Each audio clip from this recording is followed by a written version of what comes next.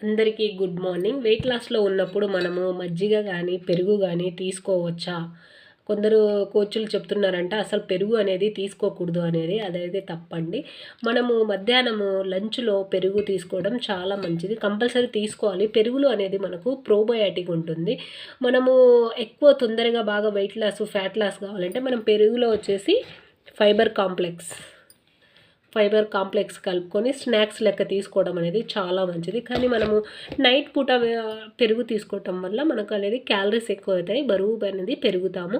ఒకవేళ నైట్ మనం షేక్ తీసుకున్నప్పుడు ఆకలేస్తుంది అనుకున్నారనుకోండి, ఒక కీరా కానీ క్యారెట్ కానీ తినండి. అవి తిన్నా కూడా మాకు ఆకలేస్తుందంటే మజ్జిగను పలుచగా చేసుకొని తాగవచ్చు. ఇప్పుడు వచ్చేది ఎండల కాలం కాబట్టి మజ్జిగ అప్పుడప్పుడు తాగడం మంచిది. కాకపోతే మజ్జిగ అనేది ఎక్కువ చిక్కగా లేకుండా పతలాగా చేసుకోవాలి.